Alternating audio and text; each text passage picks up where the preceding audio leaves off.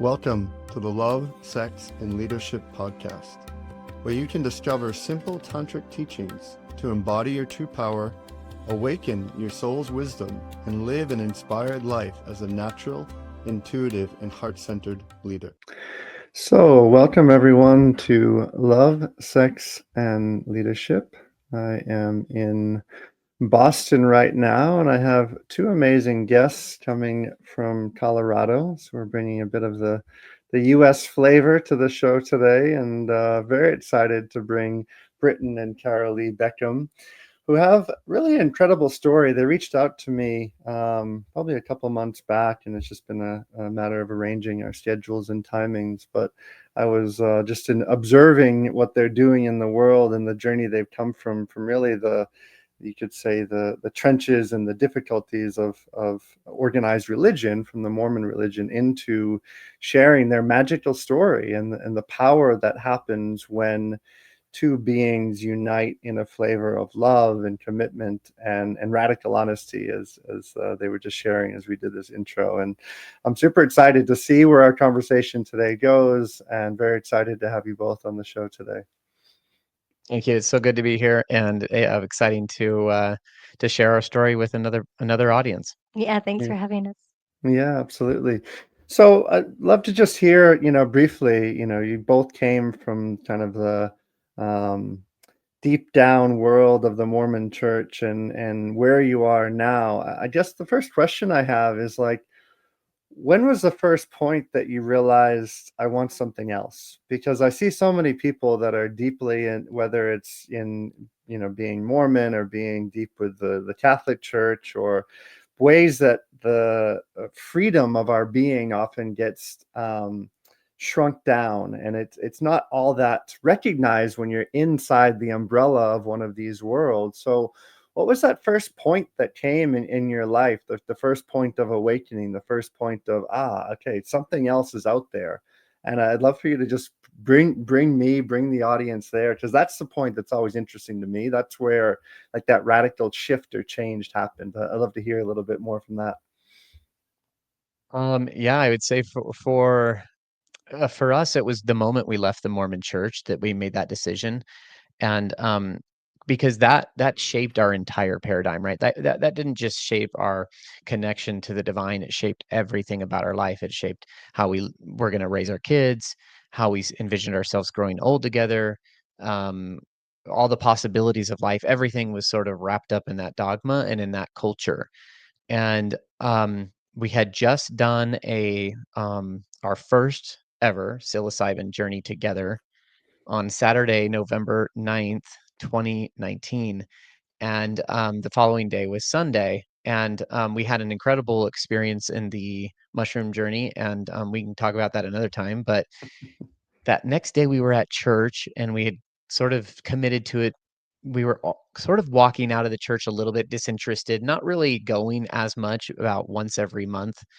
And her mom wanted to go because it was like a child's program that day. So we all committed to go. And while we were there, we were still under the glow of the magic mushrooms, and we got to see church from a different perspective, a way that we hadn't before.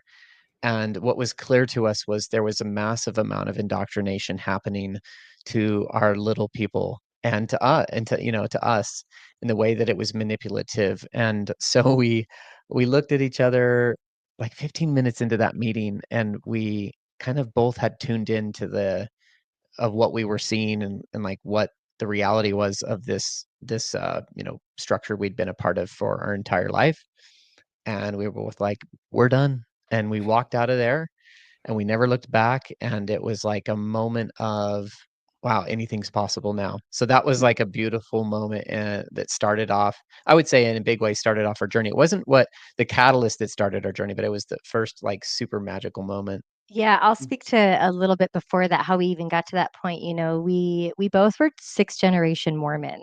So like deep in it, born into it. We met at church. That's how we met each other. We went to church and saw each other, and we got married in the Mormon temple. And so, what was the moment for me where I was like, there's got to be something else, is in Mormonism, or really in any of these cultures that are high demand, they have a lot of, like, your life is really kind of planned out for you. There's Mm, key points, right? You start to date at a certain age in a certain way, and then you go on a mission, and then you get married, and then and you go through it, and then you have kids, and they do the same thing on repeat at the same ages, and it's just this cycle. And I had done everything right. I really had. I had gone to the right universities that were Mormon universities. I'd met my husband at church. I had also served a Mormon mission. We both served Mormon missions, when we were single. We got married in the temple. We were going to church. We were holding the callings. We were doing all the things the way that the church said would give us the greatest happiness. And we were so far from happy. mm, Um, there were moments of happiness, truly. I mean, it wasn't just all darkness, but infidelity came into our relationship. And as the one who had been betrayed, I was like, I literally did everything right, mhm, which meant that I was supposed to be protected, and I was supposed to have like the dream relationship, and I was supposed to, and all the things that I was told would be part of my life really felt so far from me.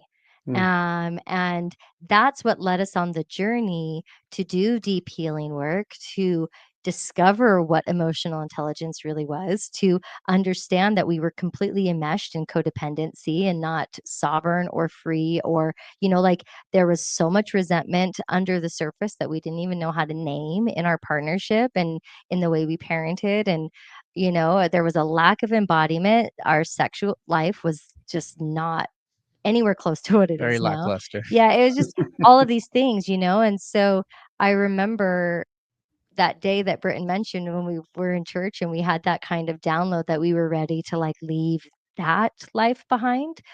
We'd already been shedding so many skins, so many layers, through, to get to the point of being ready for our first ceremony to call in really deep, deep healing. And it was like we like literally felt like I was skipping out of church that day. I was like, I couldn't get, and it was this most joyful, childlike, happy, like, I'm out of here and I'm never coming back. Oh my goodness, and it can be a terrifying thing. It took years for us to actually slowly deconstruct to be able to do that.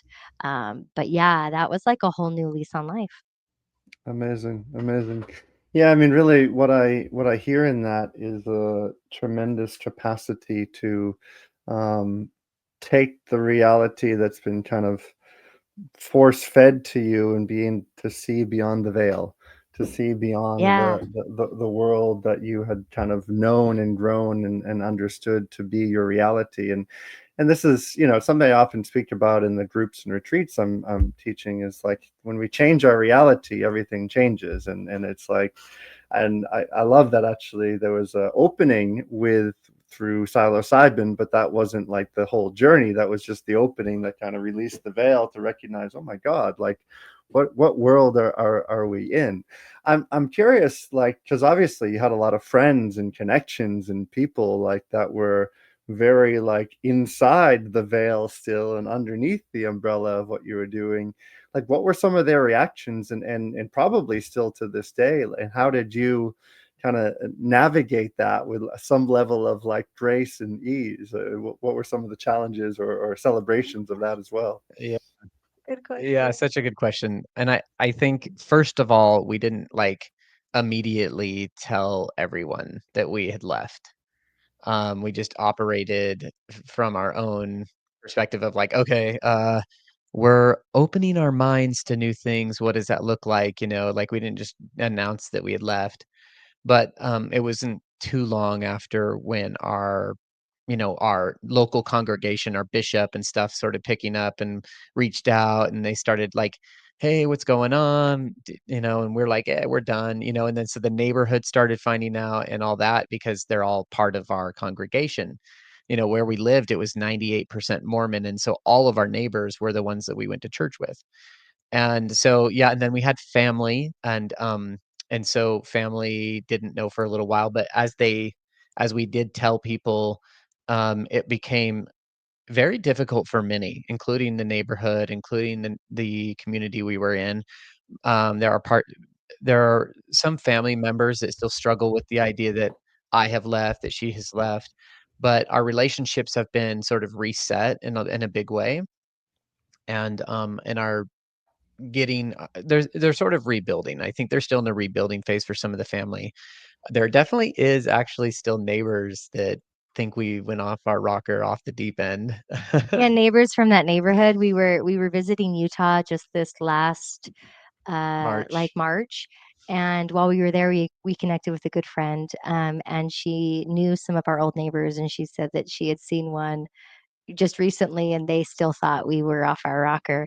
Because what we ended up doing, is like we had been really, really in it. We weren't just like lackluster Mormons. Like we had both served missions. We were married in the temple. Our oldest son, who's now almost 14, he went to kindergarten, first grade, and second grade at a private religious school. This was like the cream of the crop Mormon families, wealthy Mormon, keeping up with the Joneses level families, all were at this school. I was employed by the school. I did their social media. I taught a high school photography class. Like we were incredibly involved. And then all of a sudden, just before he started third grade, which was the fall of 2019, 2 weeks before school started, I was like, whoa, whoa, whoa, I can't do this anymore. And so we put him in a charter school. And so we started to kind of back away from that community. But like everyone we knew was really deeply steeped in the culture and the mindset of Mormonism. And so as we began to shift, even though a lot of it at that point was really inward, it wasn't as visible outward. People really started to actually feel the difference we had family member, like parents of kids that our child had played with since kindergarten, all of a sudden not wanting our kid to play with their kids. Like things started happening kind of targeted towards our children Mm, to sort of mm. try and control us. It was a really interesting dance that we were doing. And it was there were moments that were terrifying to face what everybody might have thought around us, but we had to just stay true to the course of our healing, because we had been through so much darkness. And we didn't even mention this before we even did the psilocybin journey. We actually went through the process that the church said was essential to heal infidelity. And that was a year-long commitment of healing. So we had completed that. Healing with Yeah, quotes. we had completed that. We had completed it successfully. Everything was, like, celebrated at the end of that, and that showed us that. Yeah, the church didn't Yeah. actually know how to deal with that. It was a disciplinary shaming structure that they had Mm. built around how to address this type of thing. And none of like, at the end of it, there was no difference in my own behavior. I had felt a lot of remorse and resentment for my decisions and sadness and recognized the devastation, of course, but the like, I still felt tempted by other women. Why? Why was that happening? And so there wasn't true healing happening, and so that's why Carolee and I were like, "There's gotta be something better," and that's what we were led to. We were led to real healing. Mm, mhm. Beautiful.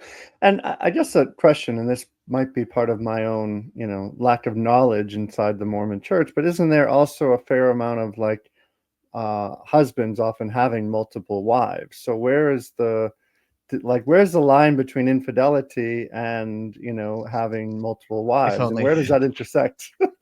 So, that's a really good question. I'm glad you brought that up. In the history of Mormonism, there definitely was the practice of polygamy. In fact, ancestrally, like, I come from polygamists. I have some Mhm. ancestors that were. But in present day, there's different like sects of Mormonism, right? And so there's a fundamentalist group that still is practicing polygamous to this day. But in mainstream Mormonism, which we were raised in, they would tell you there's no polygamy now. Like it was stopped. When was that? Over 100 years ago.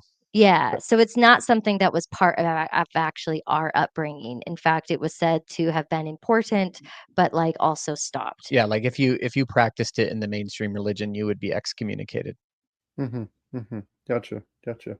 And so, the piece I'm hearing with all of this is that really there was a strong, like, leader inside of you, both individually as well as being parents, to recognize, like, this isn't the world that I want my children to be raised in, and that requires, like, a breaking through of this paradigm of understanding that's held your kind of belief systems and your value systems for so long. And I'm also curious, like, in the people that were probably saying, like, you're off your rocker, have you also had some people inside of that world that have said, like, oh, actually maybe there's something to it, like, I reference that in my own world. I came from a maritime military world, and most of the guys I went to military school with think I'm, pretty batshit crazy at this point. But every once in a while, I get a handful of, a guy maybe once a year that will message me and say, "Oh, I'm thought you were pretty crazy for a while, but I'm going through a divorce. Can you give me some help?" Something like that. So I'm curious, like, people that maybe have followed your leadership in that side as well. Yeah, there's definitely been people that were also on the fence or not knowing where they stood with the church, and they've seen our story and many others because the support that Mormons leaving the church, the groups and the different there's actually quite a bit of support in Utah for people that are struggling with Mormonism. And so our we've definitely had people that have left that we've known since that we're still like gung ho about it. And that, undoubtedly we were an inspiration or an example of like how it's possible.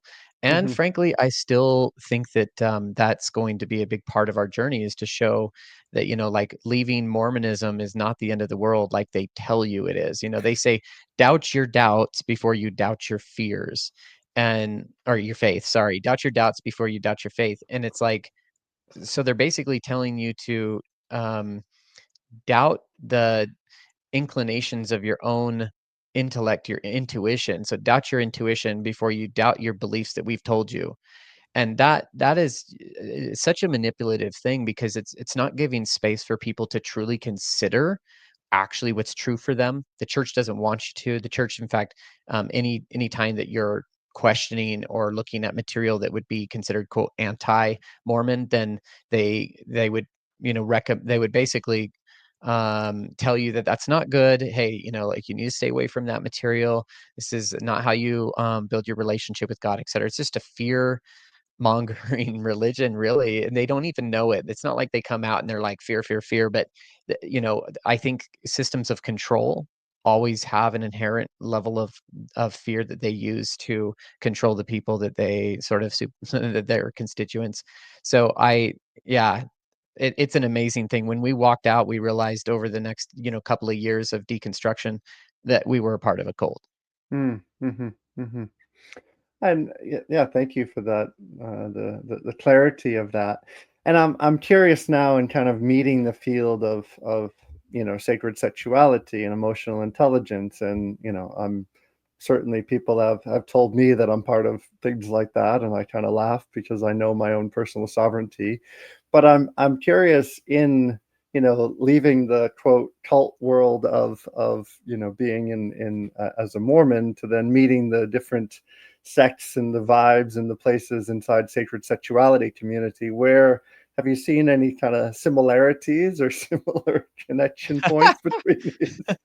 Do you mean in the cult mentality concept? Yeah, and the cult mentality concept, because the psychologically there is this place where it's like when people find a way, they want to follow that way, and then if everyone's following that way, it's like it is a new culture, and that can certainly be conceived a cult in that framework. So I'm curious if you've seen any connection points of this. Oh my gosh. Yeah, we have actually. And you know, honestly, um, we've felt, I love that you said that your personal sovereignty.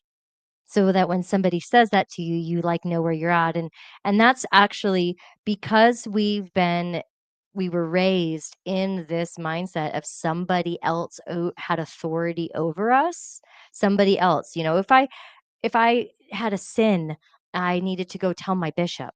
And then if it was really bad, he needed to have me go meet with another man. Like there were always somebody, there was hierarchy.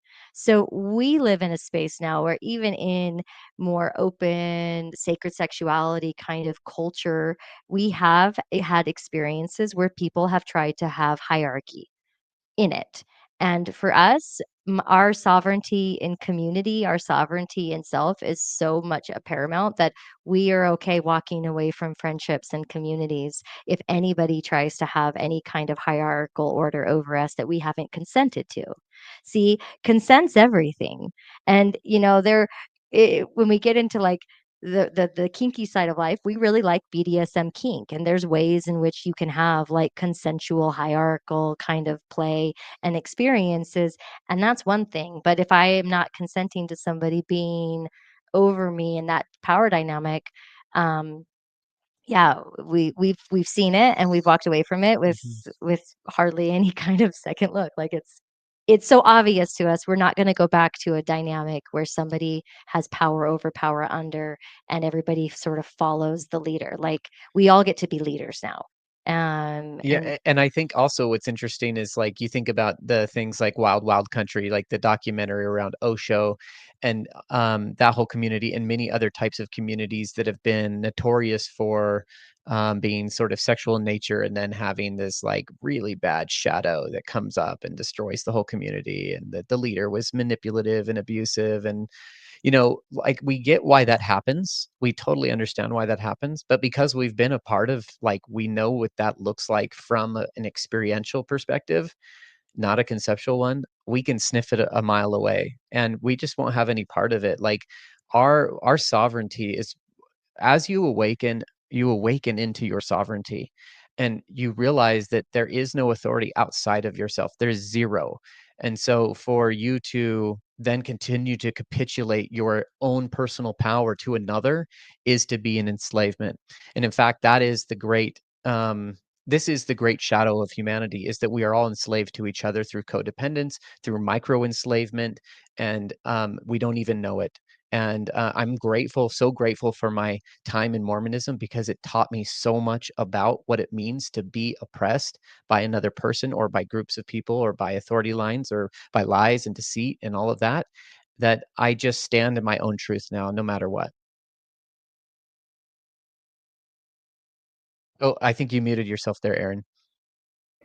Yeah, it's a clear indication in what you're sharing of the power of sovereignty. One of the organizations I teach with that sometimes gets called a cult, and it's quite humorous to me in a way, because like when you really get to the core of what we're initiating people there, it's how to like find your true authentic yes and your no, and to have personal sovereignty. And it's, and I find that even a different organization I'm connected to right now, there's all these people with thoughts and ideas about what they think something is, rather than having the first time experience of going through a training or a transformational experience and being able to reclaim your own sovereignty. And the thing I always return to is recognizing that generally in our society, in our country, in our politics, in our government, in our military, I know this from being through the military, there's a big entrainment of being sheep, being sheep that need to follow, to,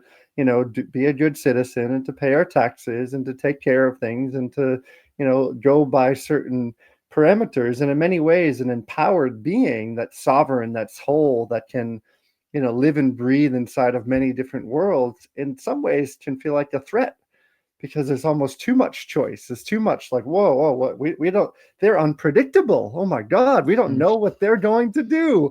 They're yeah. absolutely, watch out for them. They're unpredictable. We can't have control over them. Whoa, they're a threat right there, and it's a funny, like, like intersection of values I see, especially for myself. Like I'm traveling a lot between Europe and US and Bali, and just seeing how different cultures have different ways of kind of having control over individuals' decision making.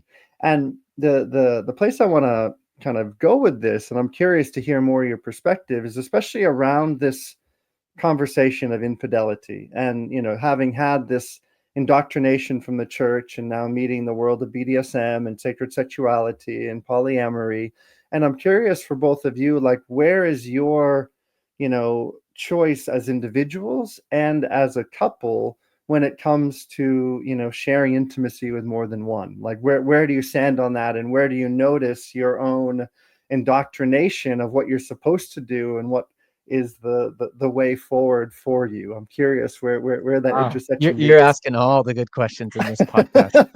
So, yeah, so here's what I'll say about that. So first of all, when it came to sexual sovereignty, I recognized it early on in my awakening before she did. And so that actually created kind of a little bit of a dissonance as we were awakening. We already had a sexual dissonance because I was more sexually active. She hadn't been embodied. She had so much, I had um, childhood sexual trauma and deep Mm, patriarchal shame and yeah, like a lack, like it was like all the no, no, programming and the no. conditioning Before was. marriage, I was a virgin. Yeah, go, go, go. After what? Yeah.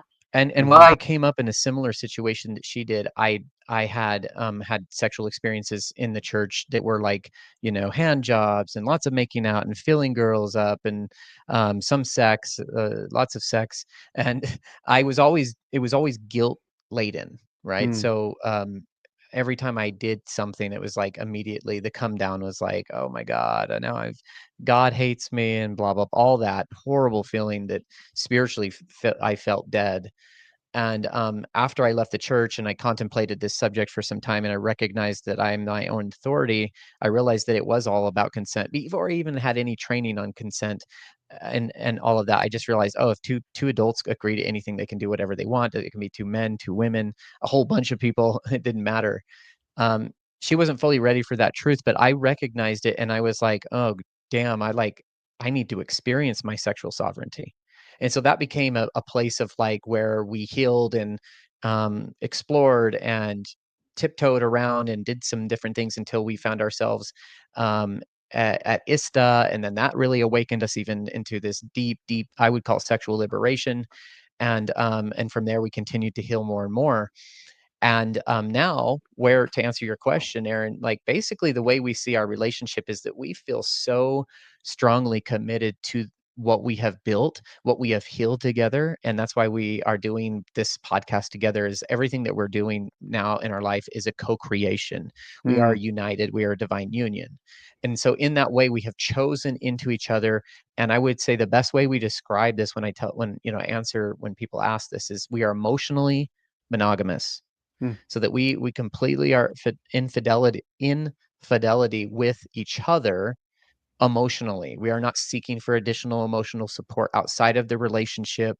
We are not seeking for sexual connections that are linked with emotional connection as well. In a longer than a container. And so, but we do like to have fun. So we go to parties. We go to BDSM kink parties. We went to a spin the bottle party recently with some friends and had some fun there. So socially speaking, we're totally okay with connecting with others, but it has no meaning outside of this relationship that we've built. And the power dynamic that we've created within our relationship is it's beautiful, it's magical, it's divine, and we cherish it so much. So we've kind of found a way to mold or to meld both worlds together, the best mm, of both worlds. mm, But I mean, it's a huge part of the story of how we've healed to get to this point. When I was really slow, and stubborn, and I felt like I needed to want to have open experiences and to be okay open relating in order to be healed. mm, And so I had my own judgments about myself and like what that meant about my lack of desire there or my lack of connection. And the more we dove into our own gnosis, right? Like I had this super beautiful download early on in our healing where I was reading this book called If Women Rose Rooted. And it was in it, she was telling the story that essentially the whole idea of the story was sovereignty. Sovereignty is what women want most. Sovereignty is what we all want most. And I read that and I realized, gosh, I really want that sovereignty. And I knew that by me claiming sovereignty, I had to also give him his sovereignty, but I still had wounds. I was significantly like I had significant PTSD from the betrayals. The trauma was severe in my body. I had, not only did I not have desire, I had like negative desire. It was a generational belief that I identified through my healing, that generationally the women in my line we cut off our desire. Our purpose was to be a wife and a mother, not a lover. We didn't know how to be a lover. And so like I got to come as the generational chain breaker and step into being a wife, a mother, and the most embodied lover. And I Mm, could do it all. Right. And so this was part of my journey to heal. And I realized early on that with or without him by my side, I really needed to heal. mm-hmm, And then also that I desired sovereignty above all for myself. And that also I had this beautiful man who was willing to stay with me through my healing, in the hopes that we both could find our sovereignty and also our union. And so I'm not going to lie and say that it was easy. I mean, we went through literal hell. Yeah, we left the church in 2019. 2020, we got pregnant with our fourth. 2021, there was more healing. 2021 was almost a blur. By the beginning of 2022, we were like, okay, we're done with this shit. How are we going to do life different? We decided to live what we called the full fuck yes, and we were diving even more. So in 2022, we made a list of the things that we wanted to do in our life, and part of that was traveling the world, taking our kids on adventures, and also having a sexual re-education. So ISTA came into our life in the summer of 2022. And then the minute we got home from ISTA, we were like, well, this place that we're living doesn't work for us anymore. And we put our house on the market, and then we moved to Bali, And so like it was this really fast, but also deep in the trenches. And then when we moved to Bali, Mama Bali really gave us our own initiation there and helped us even get more clear on how to navigate this sovereignty within ourselves. And that evolved. We didn't stay in Bali. We ended up traveling the world, and it was this deep soul level world schooling pilgrimage with our 4 kids along the whole way, but ultimately it gave us what we really needed to know, which was ourselves. mm, mm, Healing isn't becoming something you're not. Healing is literally letting go of all of the conditioning, all of the layers that you are not, mm-hmm, and then becoming who you really always have been, just the mm-hmm. highest embodiment version of that. Yeah, I love that. I love that definition of healing. It's like quite a journey. Um, the piece that I hear coming up in this, that I hear, I speak about a lot in trainings I'm doing, and just in this dynamic between kind of the masculine and feminine, meaning like we both have masculine and feminine inside of us, and there's a masculine part that's almost often seeking freedom and really resonates with the sovereignty piece, and not that the feminine doesn't. And again, speaking into the masculine feminine in both sides, but I generally feel like in big turn in my own journey, like right now I have a child coming in September, and I remember a few years back, like I made a very clear choice. Like my masculine freedom lover had lovers all over the world. I was traveling everywhere, and I'm still traveling a lot and teaching a lot. But I made a very clear commitment to like listen to the voice of my inner feminine more, that wants to be on land and wants to make babies and wants to, be a bit more grounded. And this was part of my own deepening of my inner union. And the question I'd love to hear your perspective on is that inside the sovereignty piece, there is the sovereignty to choose.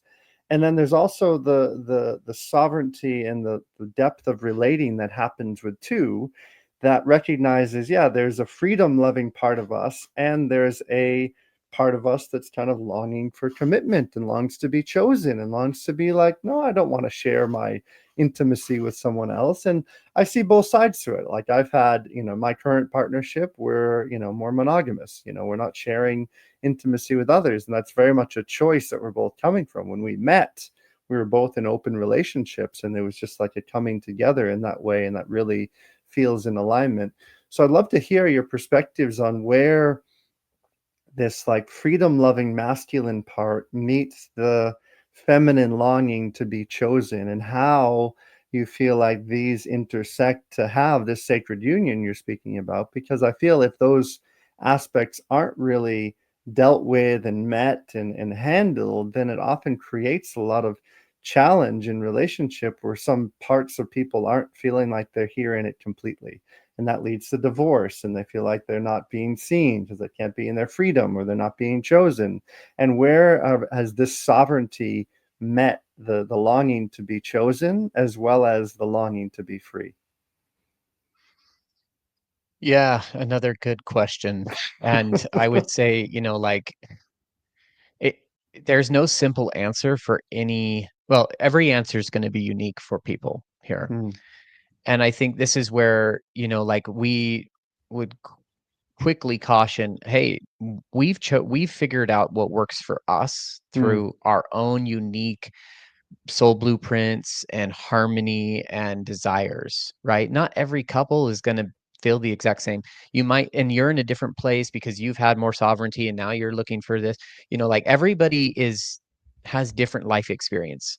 We grew up with a lot of oppression around our sexuality and what was right and what was wrong. And it was always, it's like there's a part of us, at least for sure, strongly in me. And I think that more and more awakening in her just to experience that sovereignty without guilt, with intimacy with others. And but we have, like, when we were exploring, and she was like, "Bro, Britton, I just want to know, are you poly? Is that what you are?"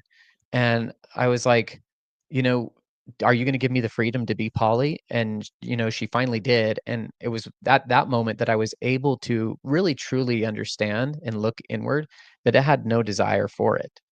I'm not interested in developing additional quote unquote lovers that I have relationships with.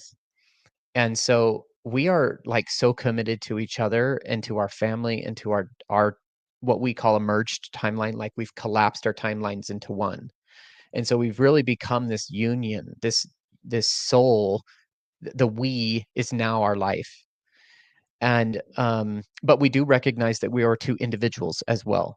And so we honor our sovereignty so deeply in the other, and that's actually what drives us deeper into each other. So Hmm. there's an interesting little Hmm. paradox of truth here, that the more that you allow another person to be free, the more that they will feel committed, connected, and safe with you.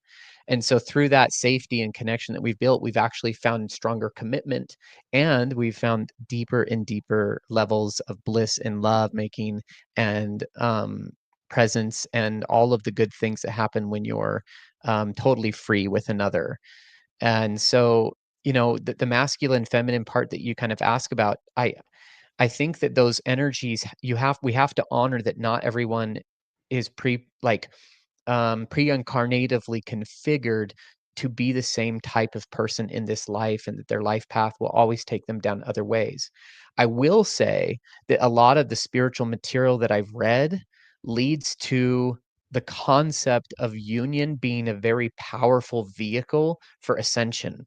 And Hmm. we have discovered that. And that's one of the reasons why we've also chosen into each other deeper, is because we see that the relationship itself is the tool that we use to ascend. And that's actually part of you could say the work that we do, that we offer. One of the services we offer, ritual shadow work, is how we teach people how to find that deep union and mirror relationship, and find and redefine the whole relationship as the vehicle for ascension. So that's how we view it. And like, it's really powerful for us, but we don't project that onto others and think that they need to do this. But we do know that there's people seeking this type of thing, and we're open to help guide them into it. Yeah, Hmm. I'll add, really, really it is, the more freedom we were able to give to each other, the more that choice, right? You talk about the feminine longing to be chosen, the more freedom that were able to explore safely, right? Part of our original exploration wasn't safe. There Hmm. were moments of self-betrayal, especially for me, in that I didn't have the training to know how to have an embodied no, how to have an embodied yes, and how to be able to show up without disassociating or just traumatizing myself, and again, going back to like, I kind of thought that in order to be quote unquote healed in my embodiment, I would have to be okay with open play or okay with some of the things that some of those in these open relating, very like sex positive communities were all okay with. But I was willing to go into my fears and willing to try something new and willing to discover more about myself. And in that, I really learned actually, you know, astrologically speaking, my Venus placement is the one that loves the safety, loves the security, loves the monogamy. My Venus is in Taurus, and Taurus is a slow, stubborn earth sign that just really likes things to be what they are. His Venus is in Aquarius. Aquarius is the sign of the sacred rebel. Like Aquarius is revolution. Let's do it all different than it's been done and show that it can work, right? And change our lives. And so as we learned about ourselves, there were moments in our healing that we definitely had this fear threshold of, oh my goodness, are we actually not compatible? Like, are we not fully compatible with who our blueprint, who our makeup is? Mm. Because he wants to have these experiences. They scared the living shit out of me. I can't do it. I disassociate, la, la, la, la, like all of the things. But as we navigated and learned how to find sovereignty and safety as individuals, I had to learn safety within my own body, which this is like lifetimes in the making. I view now the path of our union as like literally helping me to heal karma from past lives, Mhm, right? Like mhm, we view our connection as something like we have been lovers through lifetimes. We have had such cosmic, orgasmic bliss moments where in our cosmic connection, I literally have seen visions of these past lifetimes and our lovership, right? Like it's been so powerful to be in that and realizing, oh, now that we have the safety within ourselves, now that we know how to claim our safety, now that we know how to make agreements that aren't compromises, agreements that are like, oh, that's an agreement I can make a full yes. You're not controlling me. See, sometimes in our partnership dynamics, we want to control the other person to do Or manipulate. Yeah. that's going to make us feel good.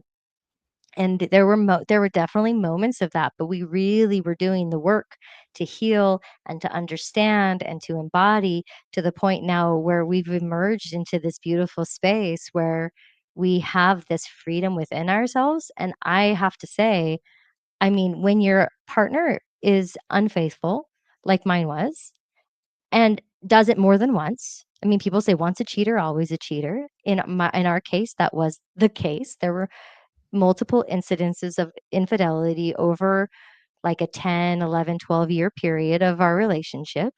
Um, there's a lot of sadness and difficulty that comes from that, right? And I wanted more than anything to be chosen by him. And mm, because of the infidelity, I didn't feel chosen. But now, as we've been able to heal and we've been able to work through that, and we've been able to call back the parts of ourselves that disassociated and that didn't feel safe, he has so much freedom. He has all the freedom. He has all the sovereignty, and he's never chosen me deeper. I feel so deeply chosen, mm, mhm, because of that dynamic. We have the most beautiful agreements. We feel so safe. The trauma, the PTSD that was once a regular part of my everyday is gone. I don't mhm, have any of those triggers anymore. And we have this really beautiful embodied union that takes us to the cosmos when we drop in with each other. mm, And mm, it can happen so fast, you mm. know. So Beautiful. Yeah, I love what you started with, saying that union is the vehicle to the higher ascension. I really resonate with that. I always look at, relationship as our greatest spiritual teacher. There's nowhere to run, there's nowhere to hide, and it's just meeting Mhm. ourselves and meeting Oh, each there's other. places to run, Yeah. and people do, and I find it in the community. Actually, a lot of people are seeking union. Like I'm so friends with so many poly people, and they're all amazing. I love them. Like they're the most present people I know. Yet many of them are seeking relationship. But when Mm, the tribulations of relationship come, they run. Mm-hmm. Mm-hmm. And I see this as a pattern within the lives of these people. And I don't know, I'm not going to judge it, because I'm just observing. I'm trying to do this without making any pretense to it, but I do see that many of them do seek a deeper connection. But the true relationship is made through the darkness. And Carolee and I have stuck with each other through some of the most agonizing moments of disconnection and heartache. Mm. And we have found incredible bliss through it. And that's the triumph, that I want to share with anyone that's listening. Like, if anyone walked away from anything in this conversation, it would be that they can have a relationship so deeply connected, so powerful, that it becomes not just something that they love and cherish, but it's something that's central to their experience. It is something that elevates them on a daily basis, and that they're Mm. committed to their own growth, right, in the relationship, and the relationship is the tool for that. So yeah, like, I don't want to say that I'm not biased. There may be a way to continually find um strong growth in the poly community. Obviously, there's a lot of shadow work to do with your partners. But when you have one committed partner to do shadow work with, one committed person that is able to hold space for you, honesty, truth, and integrity, and that you have this deep level of trust that we're just present with each other, there's something powerful about that we feel is able to advance you further through the shadow work than drudging around and not having the mirror that's right next to you. For sure. Yeah, and I guess in the spirit of shadow work, what I heard you share, Carolee, is that there was a judgment of his infidelity, and I'm curious, in your journey of kind of like owning the shadow and owning, how has it been for you to have you been able to own that, like, part of you that's also infidelitous, and have you had interactions outside? Has that come up for you? Have you owned that part? And where has that kind of woven in the strength of the relationship? Or is that, I'd love to hear more on that. Yeah, so, earlier on, Britton was really encouraging, like, for me to allow myself to fantasize or, you know, think about exploring. And that was part of my own judgment that I've kind of referenced, is I judged myself for the fact that that was like almost impossible for me. Mm, I mm, didn't, I didn't really feel that pull. And I was like trying to force myself to feel it, mm-hmm, trying to mm-hmm, force myself to like want to connect with other people, trying to force myself to like be okay exploring and experiencing. Um, there was judgments that I held about all of it that at first blocked me. Oh, maybe you don't want to explore because you think inherently there's some shame, or it's wrong to some level, right? And so I had to face some of those shadows. In fact, as we were driving to ISTA, he was very excited about the possibilities of what we were going to uncover about ourselves and how we were going to have this reframing of, we had no education in this regard from our Mormon upbringing, none whatsoever. And as we were going to this, he was like, "Why are you like so about it?" And I had to sit with that for a minute, and I realized, oh, I have this belief, I have this shadow. And it took me like a good 20-30 minutes to actually even put words to it, because it felt so dark, it felt mm, so hard and heavy. And what was it? I had this belief that embodied women were white trash, mm, mm, and I didn't want to be trashy. mm-hmm, And then I was able to identify exact stories from my childhood and from my life that proved this story to be correct. mm-hmm, And I then, as I said it, I was like, okay, I am now calling in a new experience to witness women in their embodiment and view them not as trashy, but as like the embodiment of a goddess. mm, Is that even possible? I don't even know. But let me see if it is. And we showed up at ISTA, and we met incredibly beautiful women who definitely gave me the somatic experience of rewriting that belief.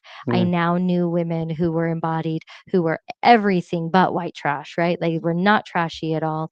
They were so beautiful and gave me such hope for what was possible in reframing my own inner beliefs. mm, You mm, know, um, And then later on, like as like I kind of already mentioned, astrology really is a huge part of our life.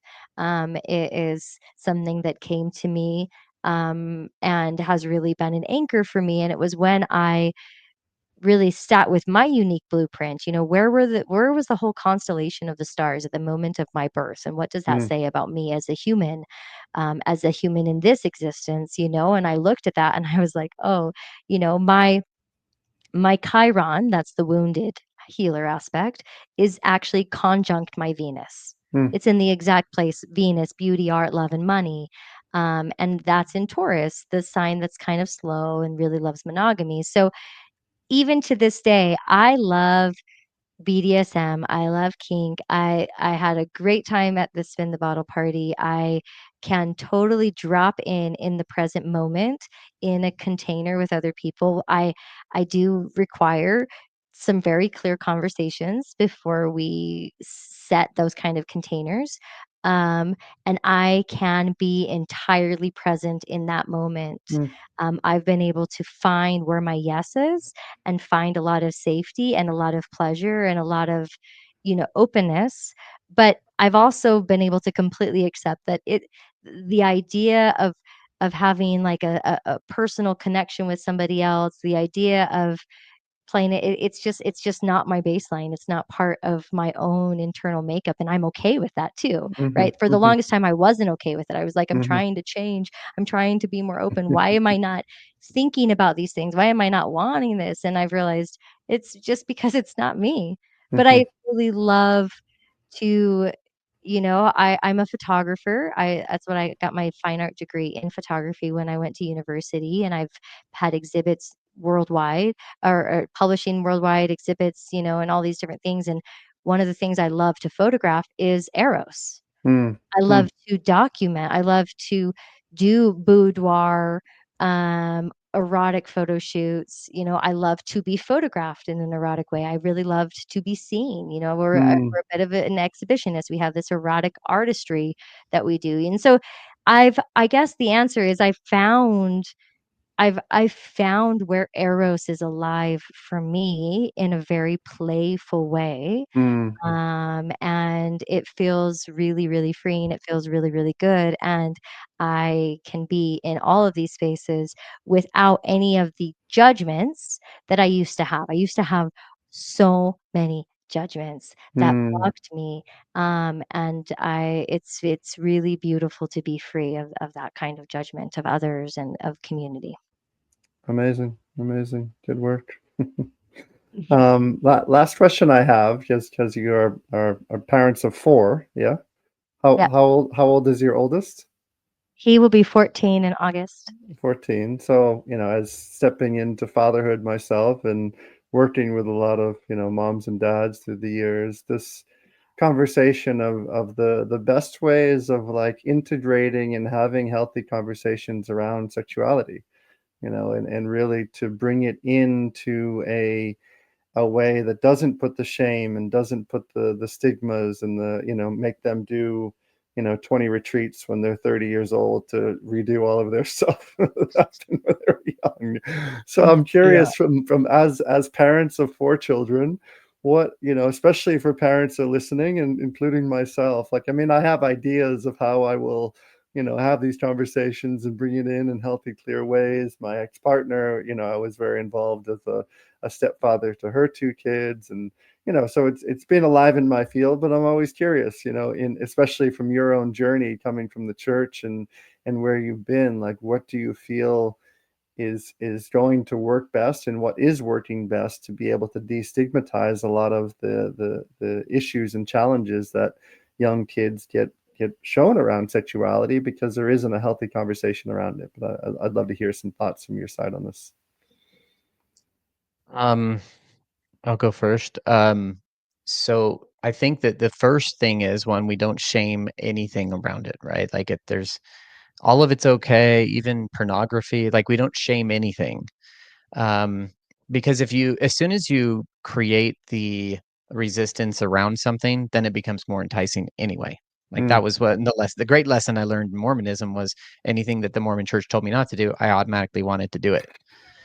So we don't do that. And then there's just a lot of like individual growth that happens. Like there's no like age that's right for any child to like have a certain conversation. It's really about when the child is expressing interest, and then like acknowledging their own intellect, their own emotional maturity, and what they could handle, and finding the right appropriate, we'll call it age appropriate or just maturity level appropriate way to engage the conversation of whatever nature.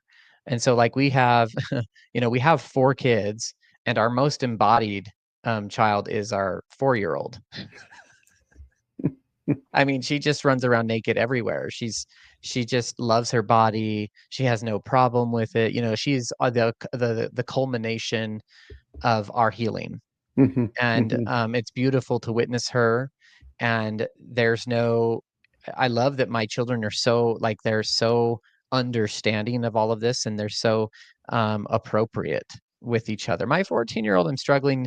He's reaching that age where he like says things I don't want him to say in front of the other kids, um, because their minds are a little bit different than his was, even at their age. And so, yeah, you just have to, it's a really actually quite a dance, especially when you have multiple, right? Because then you're dealing with like, oh, this one's ready and this one's not, or this one wants to say stuff in front of the other one, and you're like, no, wait, I don't want you. So there's an interesting dynamic there, and we just take it. You just have to be present. I think that's the key. You just be present and conscious with everything around each child. Yeah. Beautiful. I'll add, as someone who experienced sexual abuse as a young child, Mm, I also have, we also have that very strong, fierce protection over our children. mm, That dance of, you know, having clear conversation about their bodies, especially with the 4-year-old who's really embodied. We talk to her all the time about what is appropriate for her to do and allow others, and like really set the container of her safety in her body.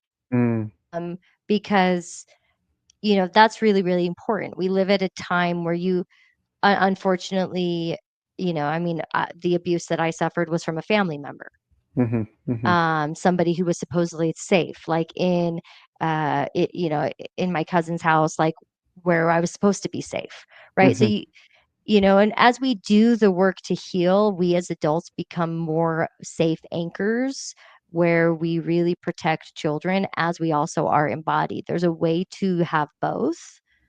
And that's through normalizing. We live here in Colorado on 46 acres, and there's a river on our property. We go down to the river on a regular basis, especially during the summer.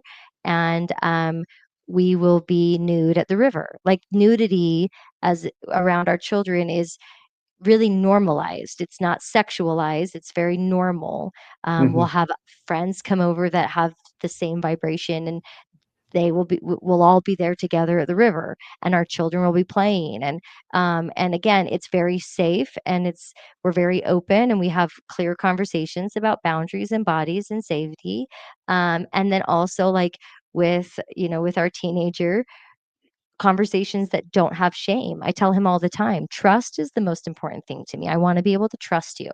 So he mm, has dropped in and told me the truth about everything he's going through. Like, I mm, know his life really clearly. And that is so valuable to me as a mother, because when I had my first kiss at 13, I couldn't tell my mother about it till I was 21. Like, mm, there wasn't this openness, this honest conversation and dialogue. And so we model that conversation, the ability to be honest, the ability to not have shame, to really talk about how to be safe. Especially with our oldest one, we talk a lot about consent and about safety with him, and really encourage him to honor those vibrations, honor those frequencies. mhm, And honestly, it's really paid off. mm. And, Beautiful. part of what we did for our family too is, we did sell everything and we traveled the world together, and we deconstructed not just from the religion that we grew up in and that the children were beginning to be raised in, but we deconstructed from Western culture, from society, and really formed this strong anchor as a family. And I think that that's really given us this beautiful foundation of moving forward in the world together as this beautiful little unit of souls. Like each one It's our of them, tribe. yeah, they're our tribe. They're such cool kids. And carrying them in my womb is what also honestly facilitated my awakening.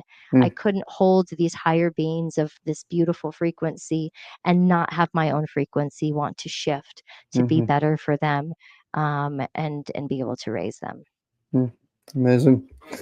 Well, I'm honoring and celebrating both of you and just the journey that you've been on and all the souls and the children that you're raising and all the people that you're impacting in the world. And yeah, it's really it's a joy to get to know you more here and to feel your story. It's really a magical, powerful story that I know will inspire many on their route. Those who are listening who'd like to find out more about the two of you, where's the best place to send them? Yeah, so our website is themagicalstoryofus.com. And so from there, they can learn about our journey a little bit. We've kind of highlighted some of the main points of our journey. And then, they can find out all about our offerings. They can book a free discovery call with us. And, then we have different programs and coaching. And our key, sort of our focal program right now that we're really excited about is something we call ritual shadow work.